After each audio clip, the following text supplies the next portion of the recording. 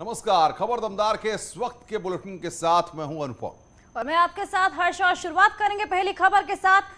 लखनऊ सत्र से पहले बैठकों का दौर, बीजेपी और सहयोगी दलों की बैठक। सीएम योगी की अध्यक्षता में मीटिंग चल रही है। मीटिंग में दोनों डिप्टी सीएम मौजूद रहे।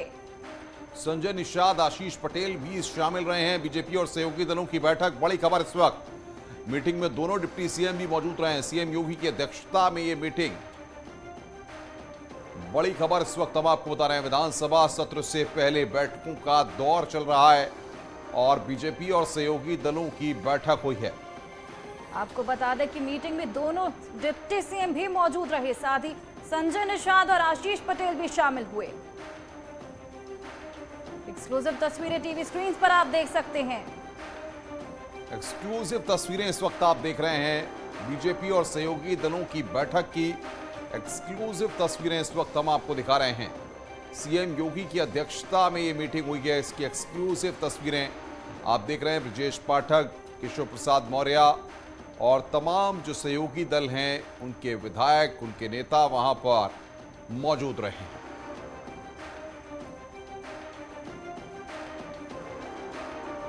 तो सीएम योगी की अध्यक्षता में यह मीटिंग हुई है, जिसमें विधानसभा सत्र से पहले बैठकों का दौर लगातार जारी है।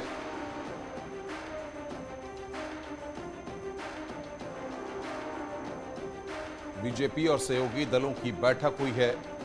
सीएम योगी की अध्यक्षता में यह बैठक हुई है।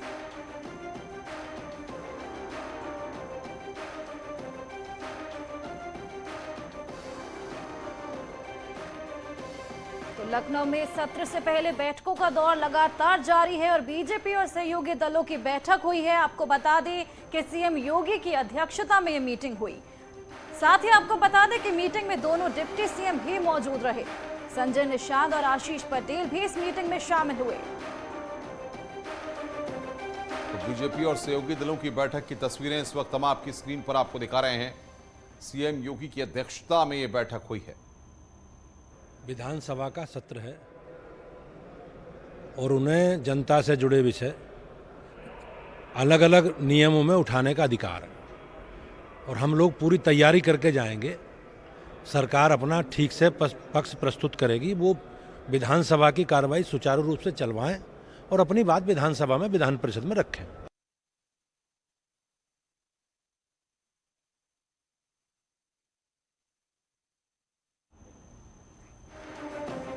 तो सीएम योगी की अध्यक्षता में यहां पर यह बैठक, संजय निषाद, आशीष पटेल भी इस बैठक में शामिल हुए हैं। विधानसभा सत्र से पहले लगातार बैठकों का दौर जारी है।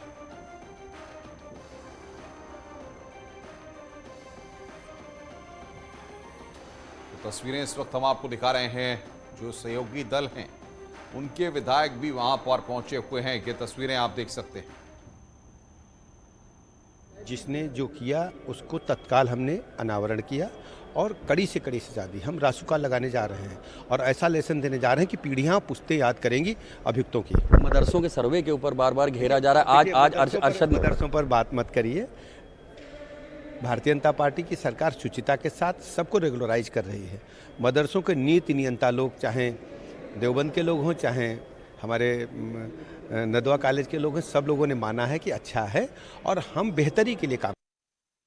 नहीं, विपक्ष कोई भी मुद्दे लेकर के आवे, अगर उनके पास कोई मुद्दा है तो चर्चा के लिए हम लोग तैयार हैं।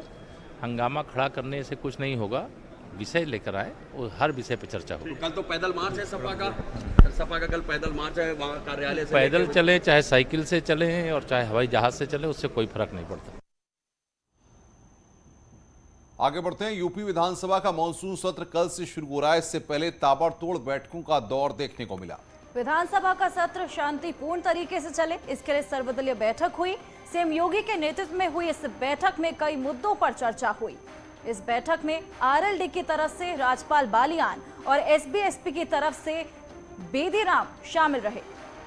तो वहीं समाजवादी पार्टी से मनोज पांडे बैठक में मौजूद रहे हैं। वहीं बीएसपी के एकमात्र विधायक उमाशंकर सिंह और कांग्रेस से राधना मिश्रा बैठक में मौजूद नजर आए।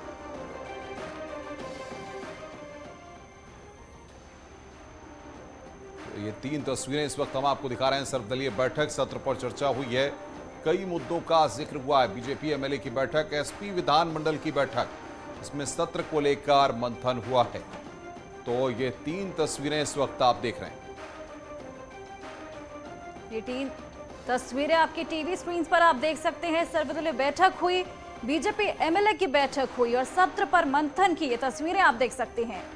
तो आपको बता दें कि कल से यूपी विधानसभा का मॉनसून सत्र शुरू होने वाला है और उसको लेकर बैठकों का दौर लगातार जारी है।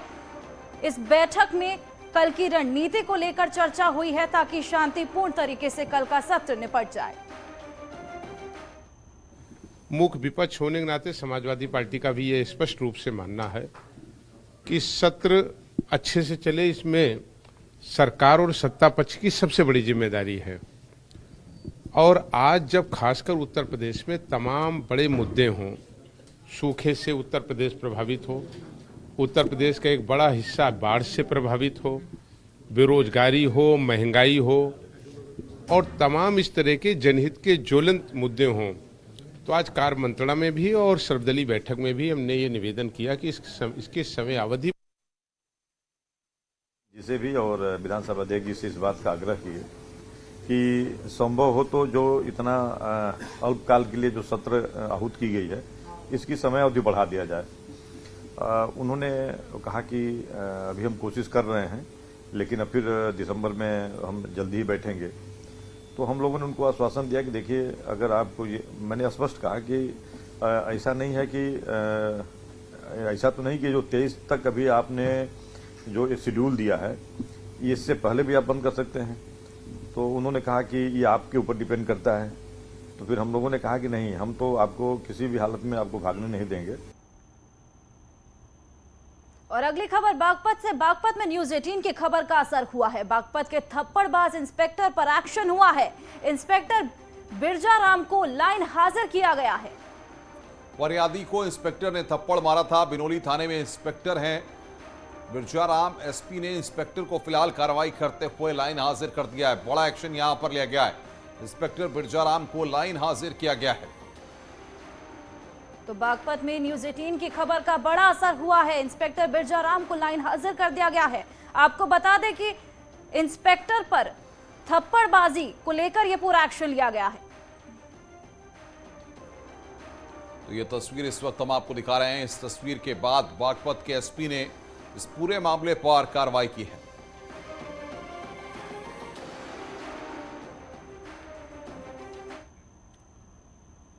आगे बढ़ते हैं। खबर कानपुर से। एक सिपाही की दबंगई का वीडियो सामने आया है, जिसमें सिपाही ई रिक्शा चालकों पर थप्पड़ मारते हुए दिखाई दे रहा है।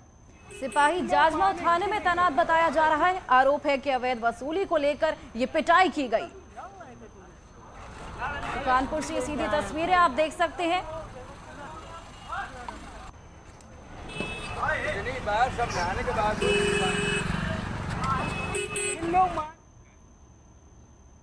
और अब आपको थप्पड़बाज इंस्पेक्टर और रंगबाज सिपाही की 2 तस्वीर दिखाते हैं। पहली बागपत की है तो दूसरी कानपुर की। तो ये 2 तस्वीरें इस वक्त आप देख रहे हैं। पहली तस्वीर बागपत की, थप्पड़बाज इंस्पेक्टर, और दूसरी तस्वीर रंगबाज सिपाही की। किस तरीके से इन्होंने एक तरफ यहाँ पर थप्पड़ मारा और दूसरी तरफ अवैध वसूली के लिए पिटाई का आरोप लगा है। लोग मानेंगे नहीं।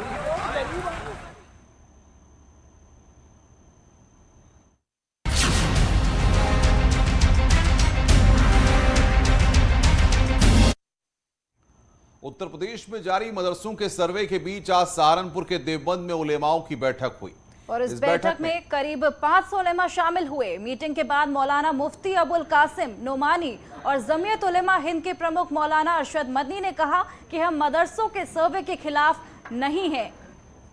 अगर हुकूमत हमसे कोई सवाल करती है तो हम उसका जवाब जरूर देंगे। उन्होंने साफ किया कि मदरसे और मस्जिद हमारे दीन का हिस्सा है। उन्होंने कहा कि मदरसे चलाने के लिए अगर हमें किसी तरह की सरकारी मदद की जरूरत नहीं है।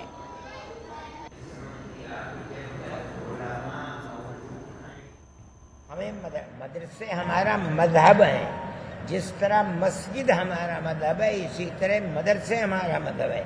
अगर मस्जिद में नमाज पढ़ी जाती है तो मदरसों में नमाज पढ़ना सिखलाया जाता है। अगर मस्जिद में कुरान पढ़ा जाता है तो मदरसों में कुरान पढ़ना सिखलाया जाता है।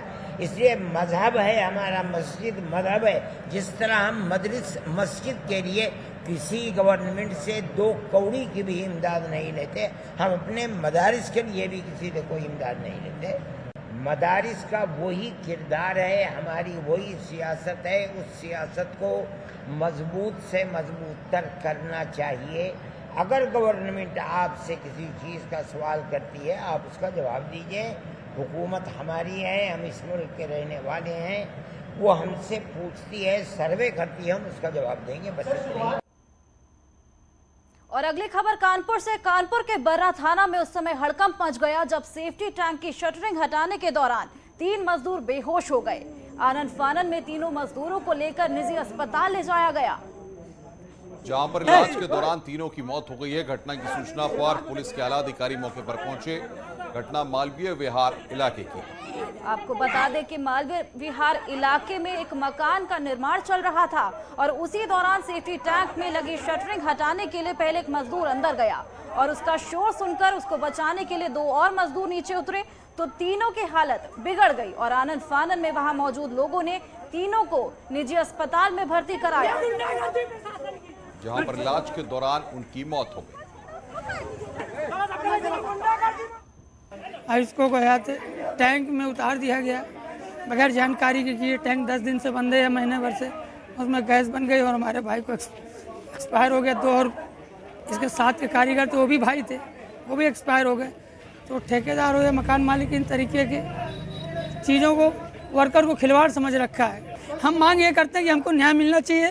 ठीक है, जब 2 को KMC हॉस्पिटल ले जाया सकता है तो हमारे भाई को इस तरीके लावारिस क्यों छोड़ा जा सकता है। जो घटनास्थल पर पहुंचने पे जानकारी प्राप्त हुई, वो यहाँ पे एक रिनोवेशन का काम चल रहा था और नीचे सेप्टिक टैंक की शटरिंग हटाने के लिए एक व्यक्ति जिसका नाम शिवा है वो नीचे गया और वहाँ उसको वो मूर्छित हो गया और वो सेप्टिक टैंक में ही गिर गया।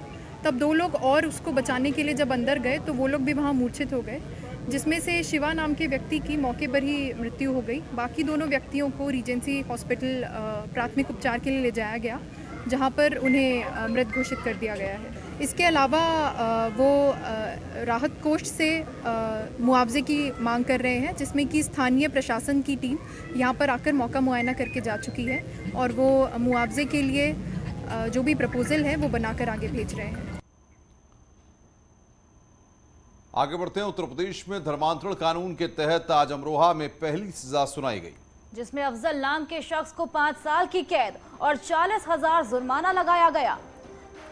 अफजल ने अरमान को अली बनकर शादी रचाई थी। 2 अप्रैल 2021 को अफजल शादी के लिए एक लड़की का अपहरण कर दिल्ली ले गया था, लेकिन शादी से पहले ही अफजल की असलियत लड़की के सामने आ गई। 4 अप्रैल को अमरोहा पुलिस ने दिल्ली के उस्मानपुर से अफजल को गिरफ्तार कर लिया था। इसमें पंजीकृत धर्मांतरण कानून के तहत एक अभियोग पंजीकृत किया गया था, जिसमें हमारी पुलिस टीम ने इस अभियोग में साक्ष्य संकलन करते हुए लड़की बरामद करते हुए एक अफजाल नाम के अभियुक्त को गिरफ्तार किया था। फिर इसमें चार्जशीट न्यायालय पेश की गई थी, जिसमें कल पास्को कोर्ट, जिला पास्को कोर्ट में न्यायालय का निर्णय आया है, जिसमें अभियुक्त को 5 साल की सजा सुनाई गई है। ठीक 1 महीने बाद 2/4/21 को अपना धर्म मुस्लिम धर्म से पाते हुए और अपना नाम अरमान कोहली अफजल की जगह अरमान कोहली बताते हुए हिंदू धर्म बताते हुए शादी के उद्देश्य से बहला फुसला कर ले गए और इनको जो है उस्मानपुर थाना नई दिल्ली से बरामद किया। बाकी पक्ष ने उनके खिलाफ मुकदमा लिखाया। और खबर आजमगढ़ से है। आजमगढ़ से धर्मांतरण का सनसनीखेज मामला सामने आया। आरोप है कि पैसे के लालच और भूत प्रेत की बाधा को दूर करने का हवाला देकर लोगों का धर्म परिवर्तन कराते हैं।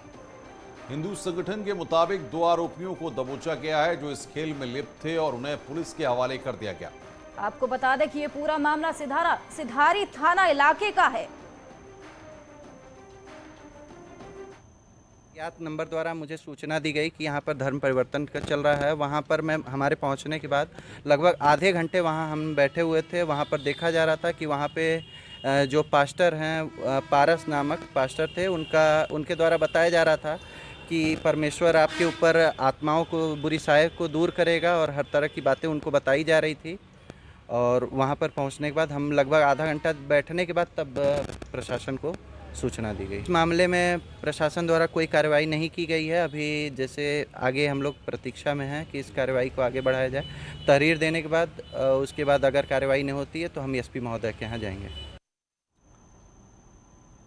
खबर गाजियाबाद से है, जहां पर पुलिस ने धमकी की झूठी शिकायत मामले का खुलासा कर दिया। पुलिस ने धमकी देने के आरोपी को गिरफ्तार कर लिया है और उससे पूछताछ की जा रही है। पूछताछ में चौंकाने वाले खुलासे हुए हैं। पुलिस के मुताबिक डॉक्टर ने ही उसे सिर तन से जुदा करने की धमकी देने को कहा था। पुलिस की माने तो सस्ती लोकप्रियता हासिल करने के लिए डॉक्टर अरविंद अकेला ने ऐसा किया। आरोपी युवक पहले से डॉक्टर को जानता है। आपको बता दें कि उसका इलाज कर रहे थे। पुलिस अब गलत शिकायत करने को लेकर डॉक्टर के खिलाफ भी कार्रवाई की तैयारी कर रही है। नाम क्या है इसका? उन्होंने ही नंबर मांगा था मुझसे और ये यूट्यूब से देखकर बनाया था मैंने। मैं आईटीशियन हूँ तो ये सब रखता ही हूँ अपने पास भी, हर कोई रखता है वैसे तो ये जो स्टीवन ग्रांट लिखा हुआ आ रहा था, ये आपने लिखा था या? वो सर जब नंबर बनाते हैं तब नाम पहले से आता है उसमें। तो किस तरीके से, मतलब पहले भी आप कॉल कर चुके हैं? नहीं सर, उस फोन में तो फर्स्ट टाइम ही बनाया हुआ है। नहीं तो क्या कारण था आपने ये number WhatsApp call, normal call की बजाय ये विदेशी नंबर से स्वाइप कॉल करना चुना, एक डॉक्टर से बात करने? सर कोई रीजन नहीं था, वैसे ही उनको भी चाहिए था ये नंबर, तो उन्होंने कहा कि दिखाओ, वैसे कॉलिंग में कोई प्रॉब्लम तो नहीं है उसमें, बातचीत करने में। मैंने कहा तो एक काम करो, पहले आप यही नंबर ले लो। उससे मैंने फर्स्ट कॉल मैंने की थी उनको। डॉक्टर ने आपसे ये विदेशी नंबर की मांग की थी? हाँ, इस वजह से मैंने उनको वही सबसे पहले यही नंबर दिया था। उसके बाद उसी नंबर से ही बात हुई है।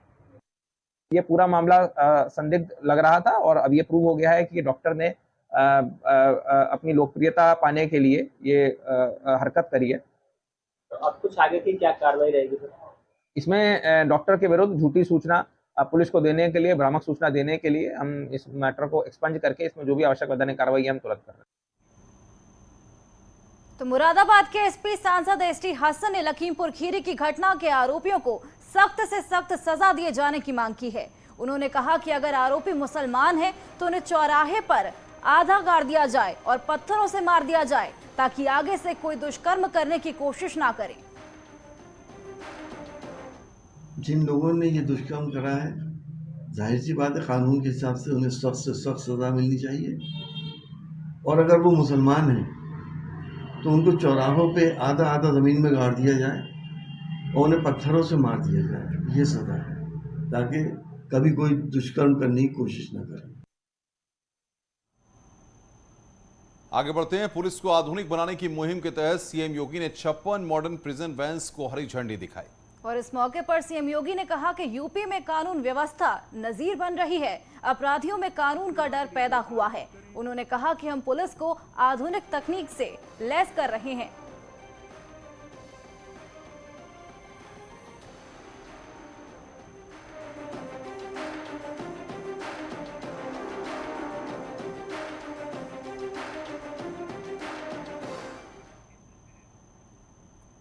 ये 3 तस्वीरें अपनी टीवी स्क्रीन पर आप देख सकते हैं। सीएम योगी ने वाहनों को हरी झंडी दिखाई। पहली तस्वीर, दूसरी तस्वीर मॉडर्न कैदी वैन आप देख सकते हैं दूसरी तस्वीर में, और तीसरी तस्वीर में मंच पर सीएम योगी रुक करते हुए आपको नजर आएंगे। तो ये 3 तस्वीरें इस वक्त हम आपको दिखा रहे हैं। सीएम ने हरी झंडी दिखाई, मॉडर्न कैदी वैन, और मंच पर सीएम योगी आदित्यनाथ। गौरवशाली अवसर 2017 के पहले जिस राज्य में दंगे, फसाद, अराजकता, गुंडागिर्दी चरम पर मानी जाती थी, पुलिस भागती थी और अपराधी दौड़ाते थे, आज उस दृश्य से उभर करके कानून के साथ खिलवाड़ करने वाले कोई भी व्यक्ति, आज उसे मालूम है कि कानून के साथ खिलवाड़ की क्या कीमत होती है। और कानून का एक भय है, और सही मायने में कहें तो कानून का राज स्थापित करने की दिशा में जो कार्य हुए हैं आज उसने उत्तर प्रदेश को निवेश के एक बेहतर गंतव्य के रूप में भी स्थापित किया है।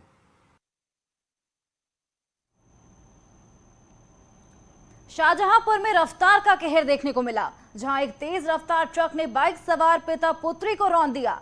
जिला अस्पताल ले जाते समय पिता की मौत हो गई, जबकि बेटी का इलाज लगातार जारी है और उसकी हालत गंभीर बताई जा रही है। इधर हादसे के बाद ट्रक चालक मौके से फरार हो गया, जिसे बाद में पुलिस ने हिरासत में लिया। वहीं गुस्साई भीड़ ने नेशनल हाईवे पर जाम लगा दिया। आधे घंटे के जाम के बाद पुलिस के समझाने पर जाम खोला जा सका।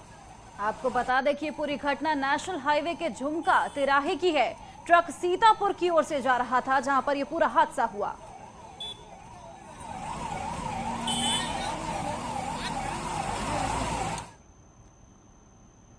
सोनभद्र में भी एक बस ने बाइक को टक्कर मार दी, जिसमें महिला समेत 2 लोग गंभीर रूप से घायल हो गए, जिन्हें इलाज के लिए हॉस्पिटल लाया गया।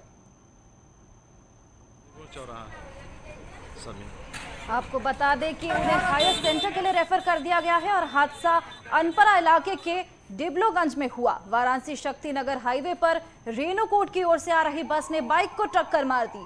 दोनों घायलों की अभी तक पहचान नहीं हो पाई है।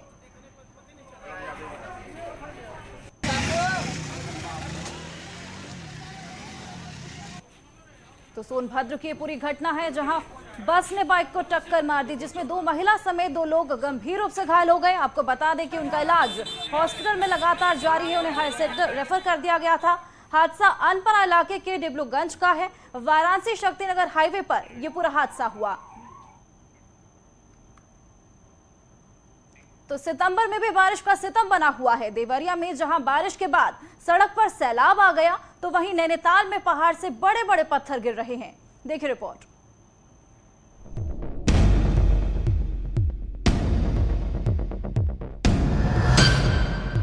सितंबर में बारिश का सितम,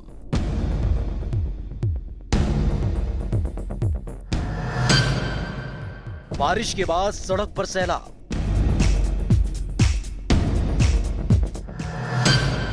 अस्पताल हुआ जलमग्न।